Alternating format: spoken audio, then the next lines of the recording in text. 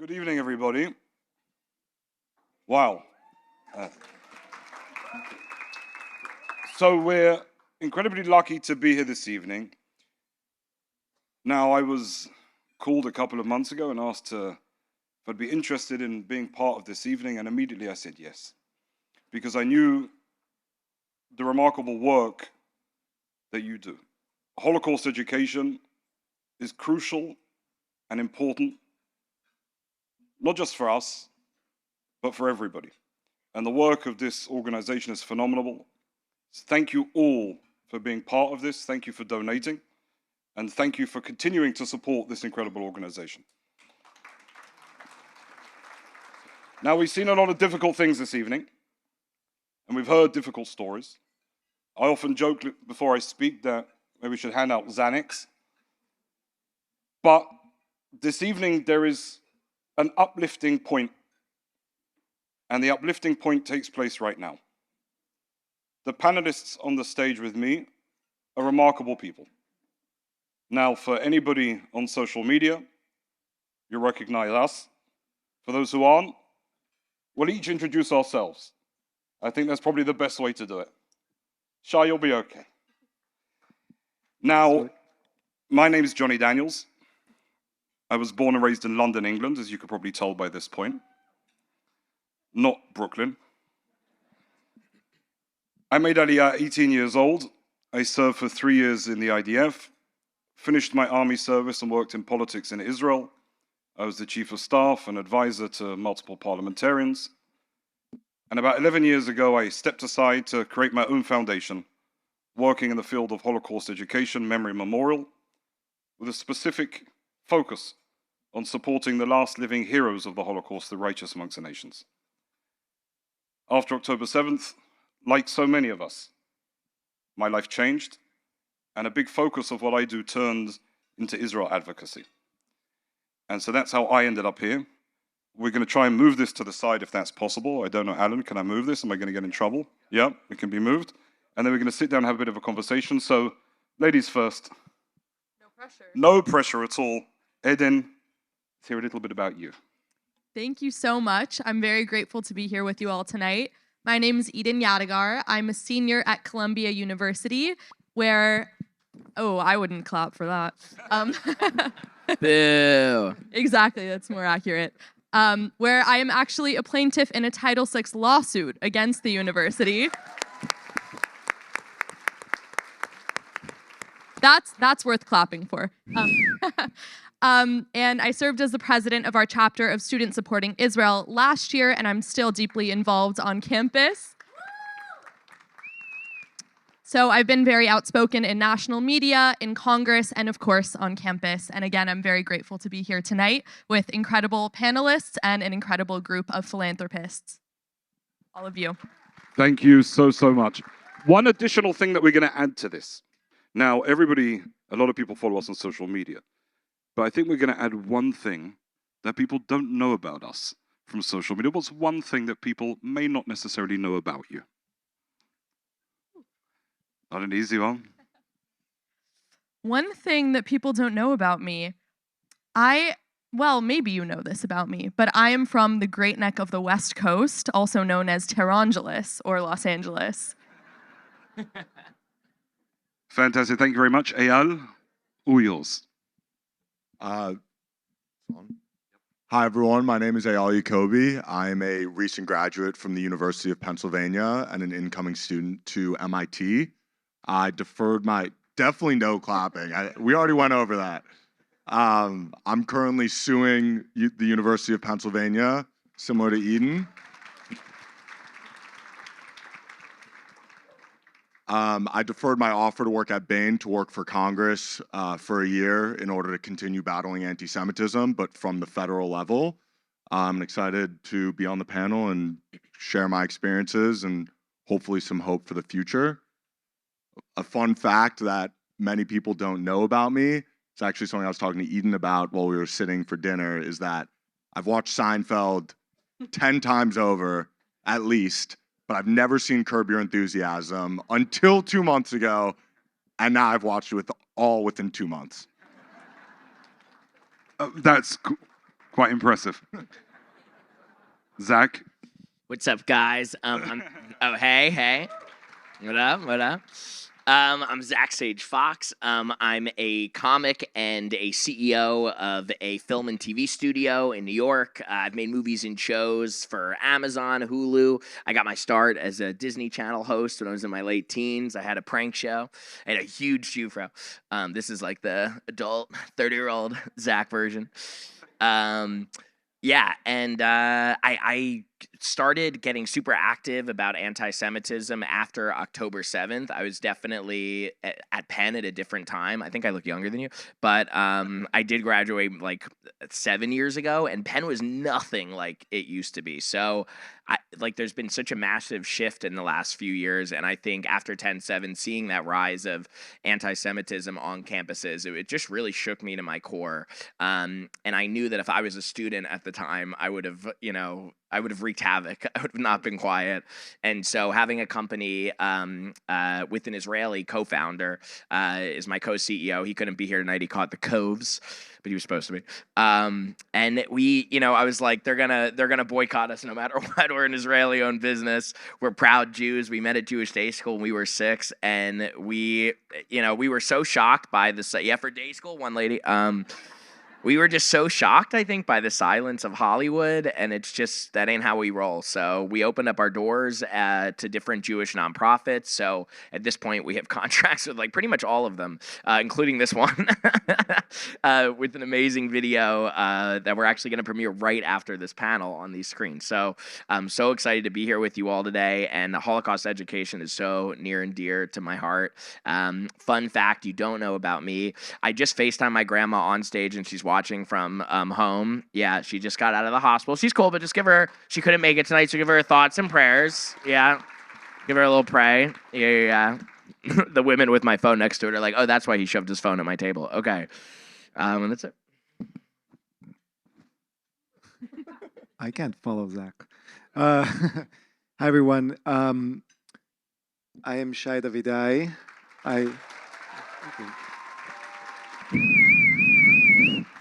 I used to hate my name, but now people clap. I don't understand it. I don't like introducing myself. I'm just someone who saw a problem and started standing up to it. Something people don't know about me is that I'm actually quite soft-spoken. Especially the administrators at Columbia don't know that about me. But then another thing is tomorrow, or because of the time difference right now, is my grandmother's 94th birthday. Wow. Mazal tov. What's your grandmother's name? Sorry? What's your grandmother's name? Saftalea. Saftalea. Well, her name is Leah, but Yeah. I call her Saftalea. Grandma Leah. So now we're going to jump to the oldest story in the book, anti-Semitism. For as long as there's been Jews, there have been anti-Semites, there have been people who don't like us.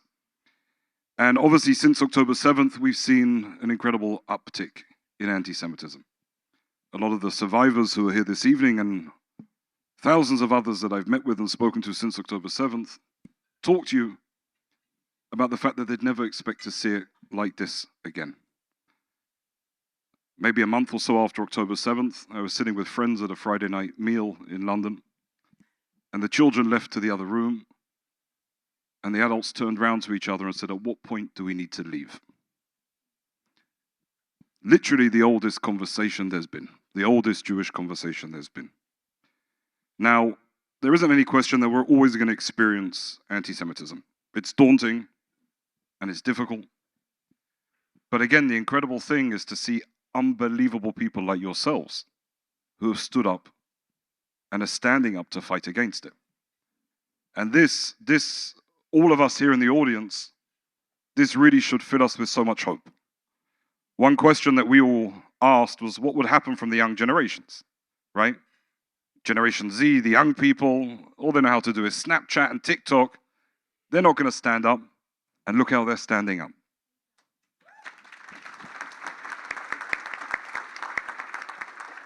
Now, I grew up surrounded by survivors. For me, it didn't come as a huge surprise. perhaps the veracity of it shocked me a little. But I want to know from each of you, and we'll start with you, Shai.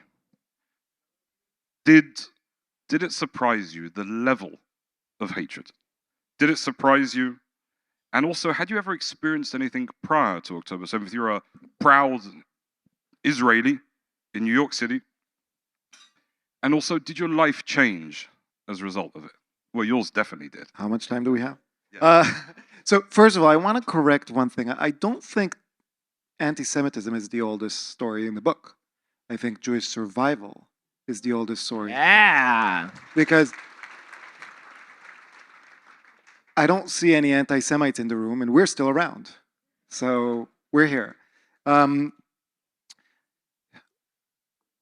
the panel, I'm the only person who grew up in Israel, which is the only state in the world where there's no anti-Semitism because we kicked the anti-Semites out. So I didn't grow up with anti-Semitism. I did grow up, I spent some time in Eastern Europe as a kid, but I grew up knowing about anti-Semitism. I grew up to grandparents on one side that basically left Romania when they were told that they were no longer welcome. And Savtalea from the other side was moved when she was 5 years old from Latvia to Israel by a Zionist father, her and her siblings. And had he not moved his family, probably they wouldn't have made it. I knew that we were not liked. I never knew that I was hated. And that, to me, what's changed so much over the past year. I never realized that there are people that can see me without knowing me, just by knowing that I'm Jewish, and hate me. And the biggest thing that has changed in me since October 7th, or I say since October 8th. October 7th changed me as an Israeli, and October 8th and everything that happened in the West changed me as a Jew. The biggest thing that changed me is that I decided that I will never hate a person in my life because I saw what hatred looks like when I stood there on campus at Columbia on October 12th and saw a mob of people with hate in their eyes. That was the big change for me. You know, that I think also personifies us as a Jewish people more than anything, is that lack of hatred. You know, people who hate don't build anything, they just destroy everything. And when you look at the strength of the Jewish people, it's that acceptance and love that we always have. And I saw, actually, as we were showing the video before, I was sitting next to you, and I saw that that wasn't easy for you. Seeing those images and seeing that footage and seeing what you've been through this year, what did it feel like watching that? What did it bring you back there? Was it triggering? Was it difficult for you? Look, honestly, I feel like a failure. I look at these videos, and everyone who sees these videos says, wow, this year is so much better. And I say, wow, this year is so much worse, because none of those people have paid a price for that. And everyone around me is okay with that. And I started with one goal, and one goal only, and I've been clear about it. And it's a very self-interest, egoistical goal. I have 10 years, because my son was 8 at the time. I have 10 years to make every college campus safe for my son to be openly Jewish, openly whoever he wants to be. And I'm failing. And I feel like I think we're all failing, but we're not judged by whether we're, by our success. We're judged by the fact that we keep showing up. And it's hard for me to watch these things, but it reminds me also why I need to keep doing this. Right, and I think the impact is bigger, and we'll come back to that in a bit, but I definitely don't think you're fading, and I know that nobody here does either. Yeah. Now, Zach, besides being the best dressed person on this panel, It's easy when you're competing with men who just wear like there's 3 color suits. It's like dark blue, gray, or Why are black. you attacking me? I'm That's sitting it. right next to you. No, I'm just saying. It's like literally one stripe of anything, and it's like, whoa. Yeah, that's bold. This looks like every woman's purse that's here. I'm just saying the comparison. You don't have to try hard. No, fair enough. Anti-Semitism.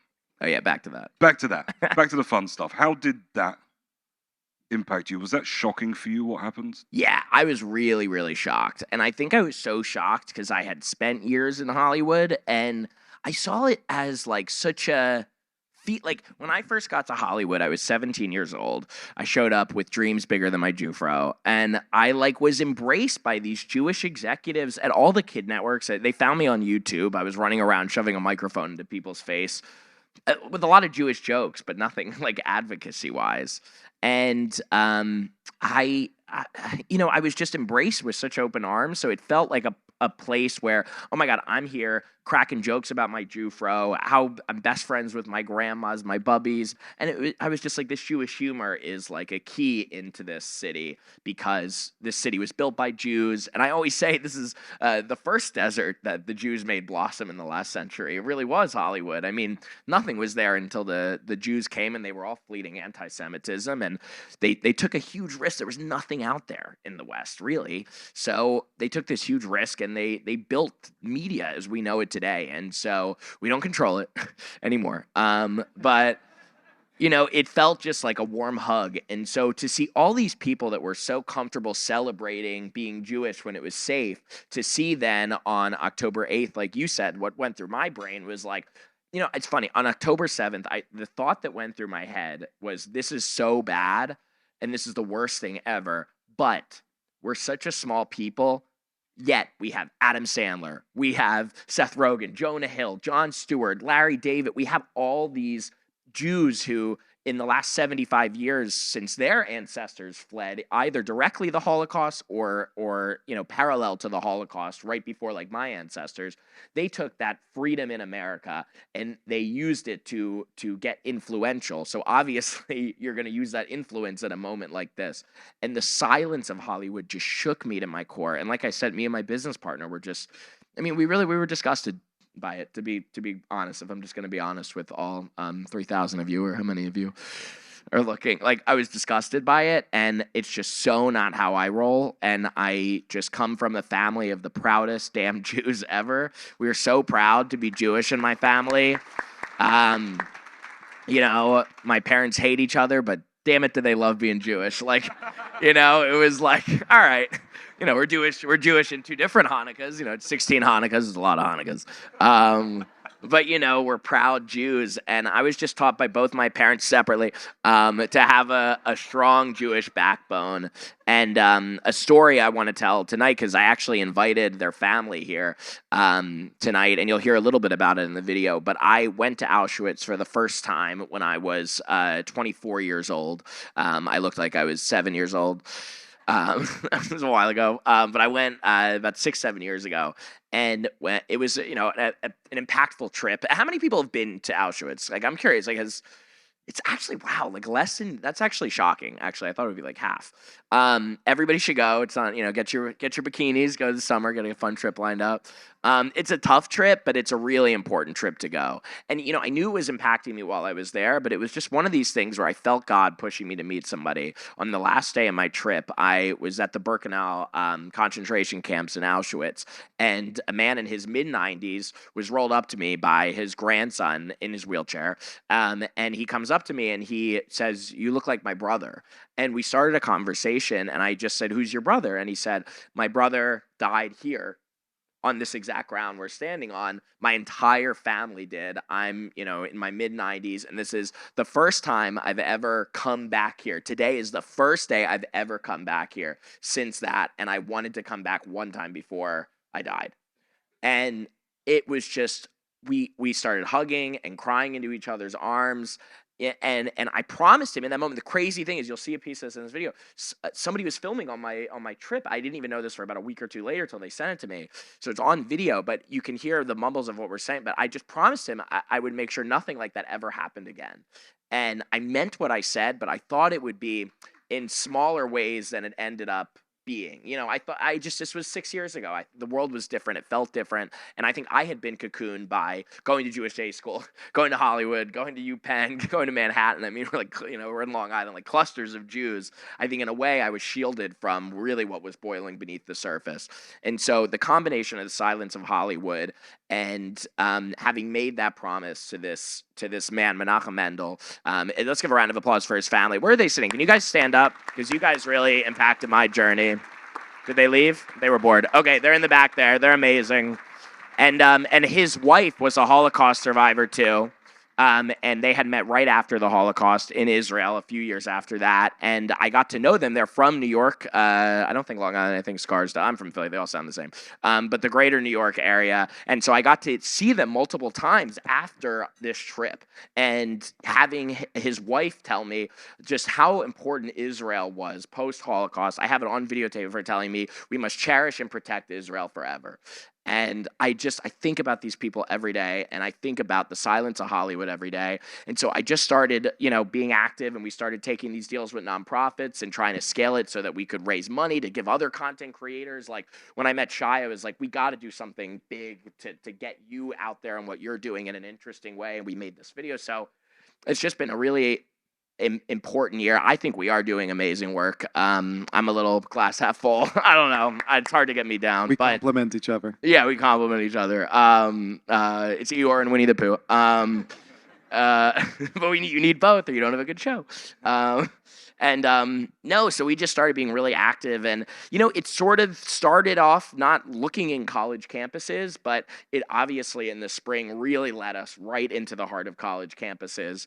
And Gaza graduation was the first video we did that really blew up what was happening, and it got played like in Congress. I was literally on the toilet, and my phone started blowing up in the middle of the day about this video being played in Congress as testimony for what was happening on college campuses. And so from there, we've just been laser focused ever since. That video got like 50 million views and really made an impact. And I don't know, maybe I think things seem to be getting a little bit better from my standpoint, but you're really in it. So I don't want to say if I'm right or you're wrong. I don't know. Right. Well, things always get better. Yeah. That's the truth.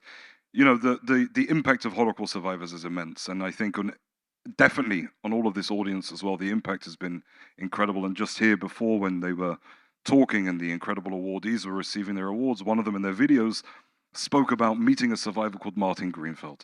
Martin was an incredibly special person. I too had the honor of meeting Martin just a few months before he passed away. And when I sat with Martin and I sat with his incredible family, Martin was an unbelievable tailor. In fact, he was the tailor to almost every single president of the United States since Eisenhower. And Martin looked at me and his family looked at me and they said, "You're a good ambassador for our people, but you don't dress like one." So they brought me in, measured me up, and I'm actually wearing a Martin Greenfeld suit today. With Martin's favorite color, a royal Israel blue. Anti-Semitism. The floor's yours. So broad. Before I delve into it, I just want to say two quick things.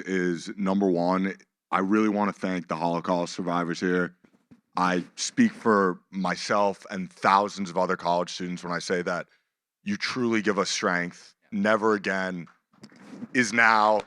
It's yesterday. It's tomorrow.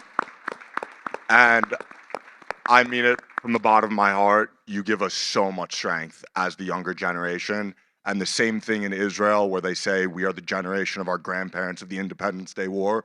We're the generation that's going to make sure that never again means never again.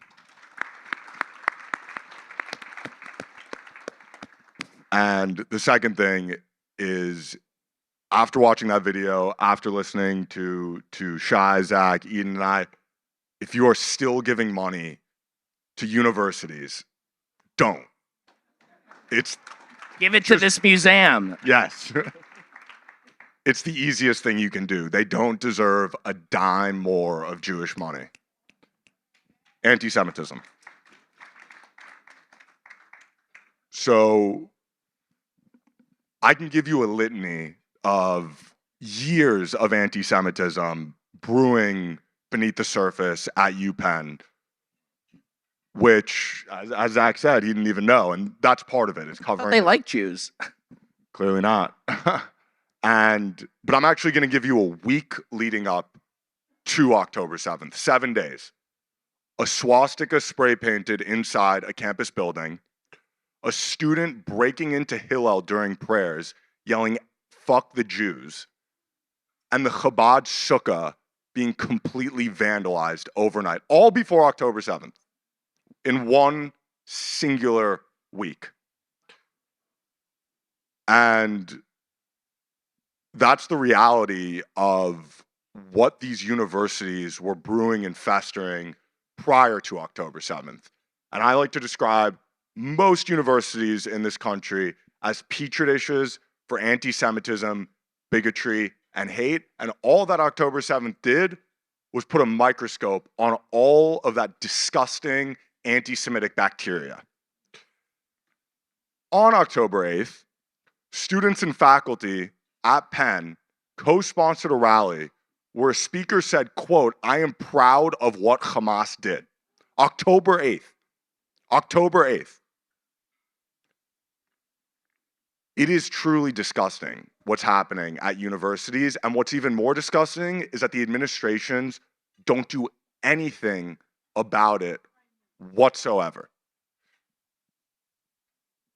And for Jews, for students, for any student, not Jews, universities are supposed to be a home away from home, where students are intellectually challenged, not physically under threat. And I think the saddest part is similar to Hollywood, is at least at Penn, if there's any Penn alumni, you walk down Locust Walk, which is the central walk at Penn, and I would put around 80% of the buildings have Jewish last names on them. And now those same buildings are where professors indoctrinate students to hate Jews. It's ironic. And Zach mentioned congressional testimonies, and that's truly where Jewish students have gotten the most support. Myself and Eden have both testified more than once before Congress, exposing our classmates, our professors, our administrations. And funny enough is the day after my congressional testimony, I had to have 24/7 security at my home following me around because of hundreds of death threats from people across the world, across the country, within my own community. I was threatened by the head of my department that I would be reported to the police if I continued to speak up. I was publicly, by a professor within my department, said that I led a campaign calling for the rape of female professors at Penn. Not only a blood libel, but clear slander. And in 2024, it's beyond words that Jews not only are unable to grieve for our brothers and sisters in Israel whose lives were tragically murdered by Hamas, we're not able to speak up about the anti-Semitism that's coming to the West.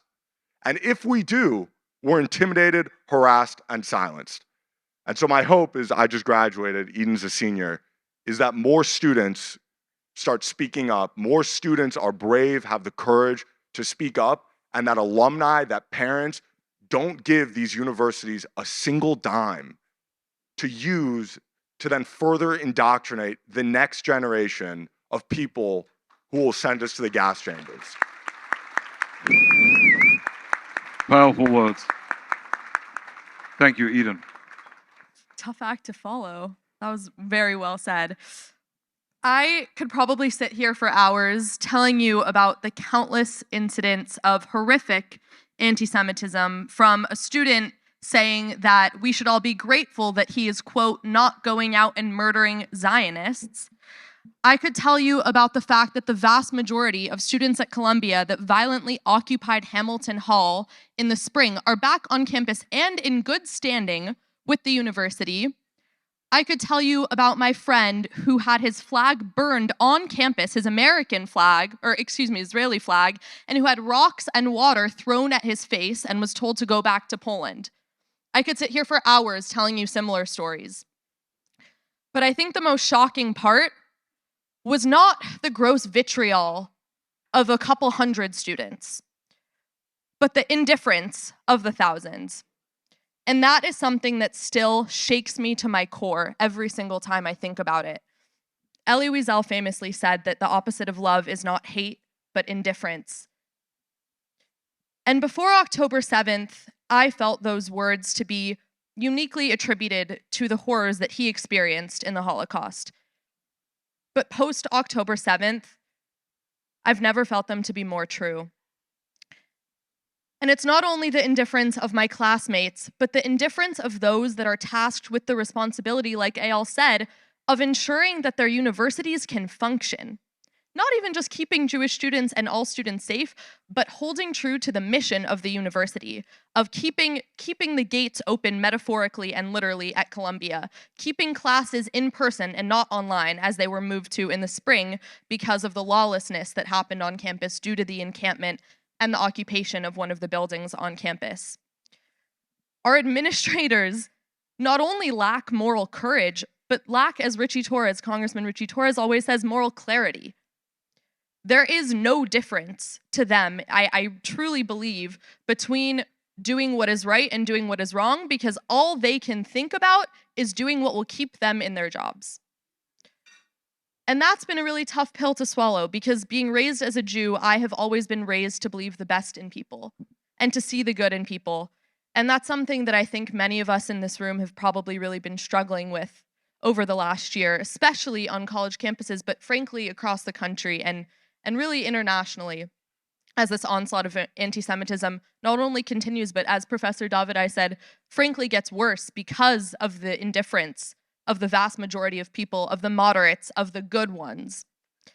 So I wouldn't say that the outbreak of anti-Semitism on my campus was necessarily so surprising, but what was so deeply shocking and still 13 going on 14 months later is the indifference of people that I used to call good friends of mine, of professors tasked with educating the next generation of future leaders, and of university administrators tasked with keeping their universities open and committed to intellectual freedom, academic freedom, to curiosity, to higher learning.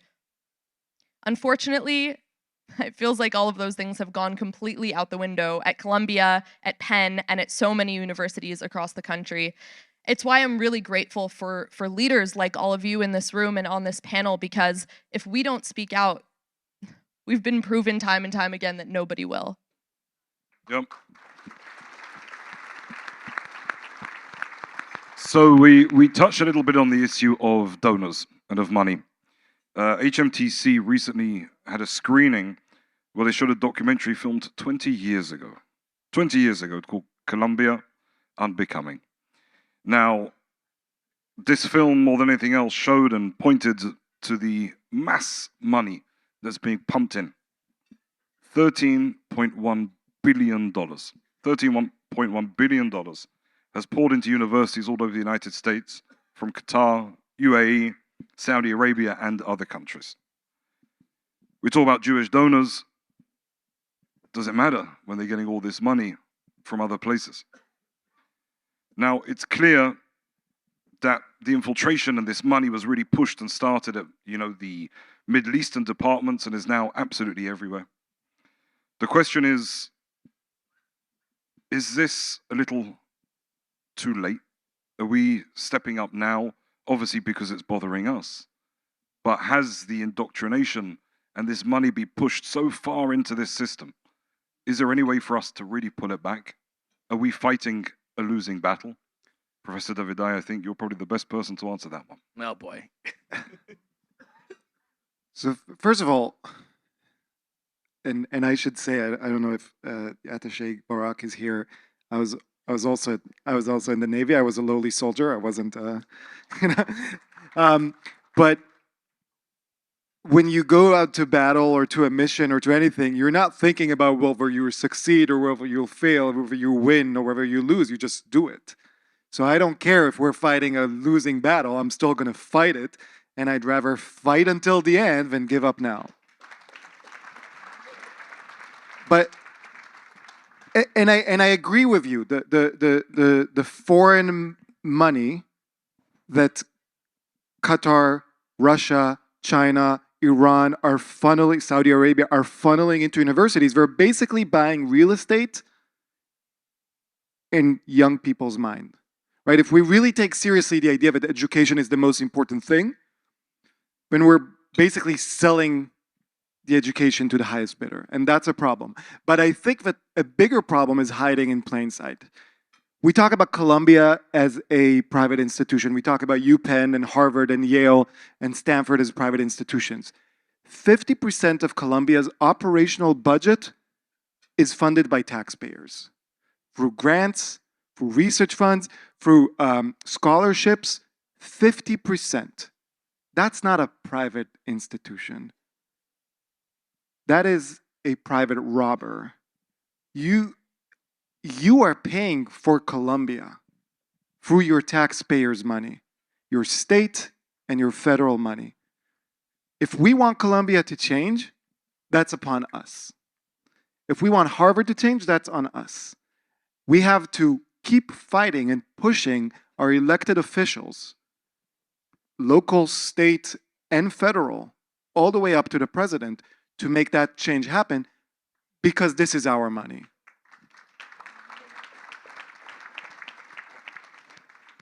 You want to add something, Zach? Same question. I mean, like, here's the I mean, just like you live in the era you live in, you're active at the moment you're active. Like, yeah, a little bit with Shai shed. Like, does it really matter? You know, like whether like we're not going to walk silently into the gas chambers again. So if it's too late, it doesn't mean we sit there and act like it's too late. I think that's like a little bit of a silly question. So to me, I think that the thing we also have control over is the agendas that are being pushed onto the universities. So it's interesting. You talk about like the Middle Eastern program. Well, they've also found a buddy in DEI, which has clearly been disastrous for Jews. It has been poison directly into the minds that are not only against Jews, by the way, but Asian people too. I mean, it makes no sense. It's a framework that, you know, this year I've really come to understand is just a cloak of evil on our institutions. It's reinstituting a type of racism, and so, you know, basically that the minority of your choice is based solely on skin is a ridiculous concept, and how dark that's, I mean, it just makes no sense. And we all know struggle is so much more nuanced than that. And so I think that is at least something. Yeah, we can't fully affect all of the foreign money that's going into the schools. We don't have control over that, but we have control in our local votes to make sure that we're voting for elected officials and representatives who also agree that DEI is poison on the institutions, and that we're in the 21st century. Let's all love everyone equally and support everyone equally, and not prioritize one race or one religion or one anything over each other. I always say God chose the Jewish people not because we're better than anyone else, but because he knows we can handle his mission to heal the world. And I really believe that. And I want to add some hope into that too. Like I think there's... I told you we're complimenting each other. We're complimenting each other, dude. Winnie the Pooh. No, but it's true. I really do. So I think, you know, we can't control everything, but our votes make a big difference. And I do think there's some hope in the next administration on the anti-Semitism front. I do. I really do. I'm a total independent voter. You'd have to put a gun up to my head for me to tell you who I voted for. I'm smarter than that. But you know, I can tell you from what I've heard from the vice president, the president, they've talked about anti-Semitism. They've met with college students, and they do plan to pull federal funding from universities that don't crack down on anti-Semitism. So, by the way, I'm not going to act here, and you know, Trump has ADHD, and as someone with ADHD, it's our job now. He's the next president. If you know, whoever is our president, we should support them, but we should also make sure that they're listening to us and the Jewish people. So, two things that we all have control over the next few months: one, make sure that they keep this promise that they actually will pull federal funding. As Shai just said, that will make a difference. Is it going to solve everything overnight? No, it won't, but it will make a difference. And the next thing, too, is to also make sure when we're talking about young minds, we're leaving out the social media part of the conversation, too, which is TikTok, which is owned by the CCP, which is also actively poisoning the minds of young people. And so Mr. Trump wants to reverse the TikTok ban that he proposed a few years ago in the first place. And so we have to make sure that, one, when that comes down the pipeline, we make sure that he understands how disastrous that would be to continue letting Gen Z get this propaganda, because they're getting it in the education systems of the schools and online, and it's all one terrible, terrible storm against young people, against the Jewish people. Yeah, I want to add something about TikTok because this is important because this is about the Holocaust Memorial and about learning from history. If Joseph Goebbels had TikTok, none of us would have been here. Yep, it's true. And those of us that would have made it would have been speaking German to hide. So that is important to remember. Every time you think about TikTok, I want you to think about that. The only difference between what happened then and complete annihilation is that they didn't have the right technology yet. Yeah, this is the Well, this hold is on, the hold on, biggest no, social stop, media stop. I anti-Semitism want to push back campaign. on that a little Yeah. bit. I want to push back on that just based on the fact that, look, just because there wasn't TikTok, it doesn't mean that anti-Semitism wasn't incredibly widespread, right? Anti-Semitism was stuck on posters. It was spoken about in churches. It was spoken about in schools. The hatred was there. How would TikTok have increased that? So look, I am not someone who's against social media. I'm not. I mean, the only reason I'm here, the only reason you've ever seen me is because I spoke up in front of 30 people and then 15 million people saw it. So that's social media. TikTok specifically, social media that is owned by a nefarious state government. That is the problem. And look, I always say, like, I am not going to rid the world of anti-Semites. There's always going to be anti-Semites, but I can rid the world of anti-Semitism. An anti-Semite standing in the corner and screaming crazy things, that's one thing. An anti-Semite standing at the corner, streaming themselves to 26 million people, that's a different thing. The technology changes something from something that we can deal with something that might take over. Yeah. That is the problem.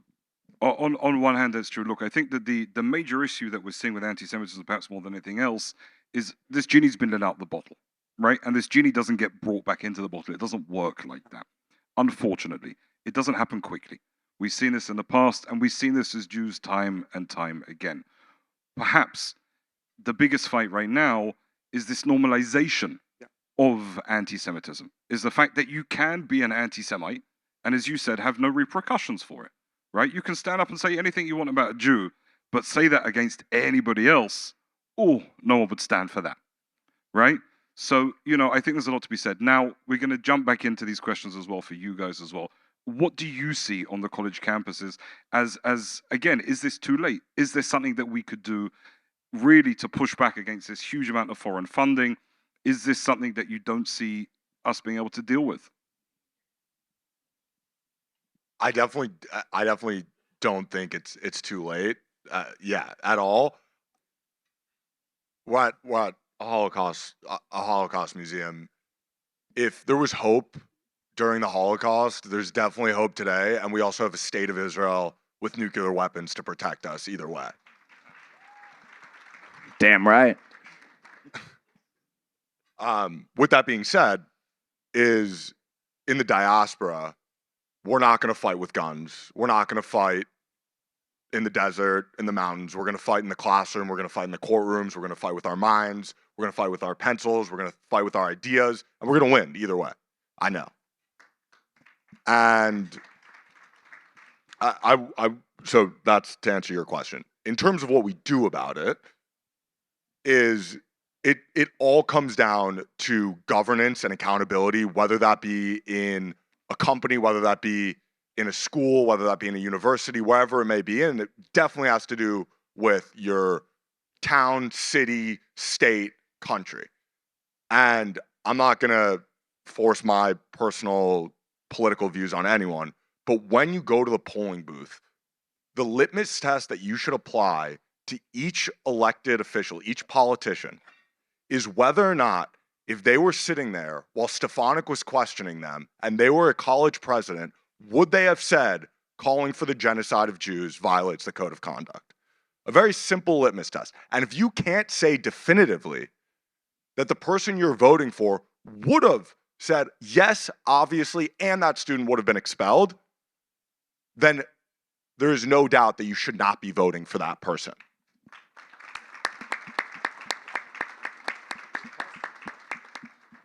And while we're very few in number, that just means we have to unite even more. And that means we have to mobilize even more. We need an army of grassroots people who will stand up with courage, with might, and say to the world that we are not going anywhere. You won't make us go anywhere. And so in terms of college campuses, even proposing the question, are these schools redeemable? To me, it's such a crazy question because in 2024, Jews shouldn't be even asking that question. And I think it's a very legitimate question, but even the very thought that this is on our minds is absolutely crazy. And when we're on college campuses, they're yelling at us, go back to Europe. And then 2 weeks ago, we saw exactly what's happening in Europe. We saw exactly what's happening in Amsterdam. And so we're kind of caught between a rock and a hard place here where we shouldn't be going anywhere, but we also need to have a very realistic conversation of what is the future for Jews at certain universities. And in my opinion, if people have the financial means, is to send your kids to schools that do protect Jewish students. And there are schools that exist that are protecting Jewish students, whether it be UT Austin, Vanderbilt, Emory, Duke University, University of Florida. And those schools should become the new Ivies. The term Ivy League is a term that we give it meaning, that we give it value. There's no value to an education where they taught me to hate Jews. There's no value to an education which prioritized activism over an education. There's no value to an education where I have to barricade inside my room and can't go to class because my professors and classmates are chanting for the genocide of Jews, waving Hamas and PFLP flags. So it honestly, the onus is on us on taking that idea out of people's minds that the Ivy League has any sort of value beyond what we're applying to it. And I think until that shift happens, and until we use our votes strategically for the people who will protect Jews, then things honestly probably won't change. Thank you very much. I completely agree that hope is absolutely mandatory, because if we know anything about Jewish history, we know that to be a Jew means to survive, and not only to survive, but to thrive. And the Holocaust survivors in this room are exactly a testament to that, because if they can survive the unimaginable horrors, the most unimaginable horrors, surely we can survive and we can fight back with everything that we have in America, because we, despite the wave of anti-Semitism, are so beyond blessed to live in this country, full of opportunity and a country of democracy. Like Eyal said, we are voting. We are the ones in power. And I think what's so different about the situation we found ourselves in now is that we have, albeit not everyone, we have the majority of the United States government on our side. And I think that that is something that can't be overstated enough. I know it feels incredibly hopeless. I find myself in despair quite frequently, but it's the most important reminder to know that the people making the decisions that will actually impact our day-to-day lives are the people standing with us in Congress, voting for aid to Israel, helping us get anti-Semitic university presidents out of their jobs. So I think it's really important to just sort of ground ourselves in where we are, because hope is certainly not lost. There's one thing I wanted to add about the topic of federal funding, which is certainly a hot topic these days. And bear with me for a second. The goal is actually not for federal funding to be pulled, but the goal is for the threat of federal funding being pulled to affect systemic change on college campuses. So what I mean by that is Columbia University, I'll just, to give one example, didn't succumb to the wave of anti-Semitism because of what happened on October 7th. The systems that have been in place for decades at Columbia, like you said, in the Middle East Studies Department, in humanities departments, in the very structure of the university governance, do not empower protection of civil rights, especially for minority groups. And it sounds almost counterintuitive, because you would think, especially in a world of the prevalence of DEI, that the logic would tell you that minority groups, including Jews, would be protected. We all know that that's obviously not the case. But it's been made very clear over the last year that the only way universities will respond to the anti-Semitism that we've experienced and actually take action is by the threat of funding being pulled, by the threat of lawsuits, and by the threat of bad PR. So again, the goal is not for half of Columbia's budget to disappear, but actually for Congress and for the White House to threaten that funding so that Columbia is forced into a position where they have to protect their Jewish students, because otherwise they don't want to. Thank you very, very much. Now, unfortunately, like all good things, this comes to an end. The wonderful thing, I think, about this panel, and that we touched on, were there were true words of hope. True words of hope. And ladies and gentlemen, to see young people here on this stage pushing and fighting for this hope, this is something that should really encourage absolutely every single one of us. A lot of people ask me, they say, Jonny, aren't we seeing the 1930s again? We're seeing this huge rise in anti-Semitism. We're seeing Jews pushed and shoved and all of these things. The truth is that as difficult as it seems, we do live in miraculous times.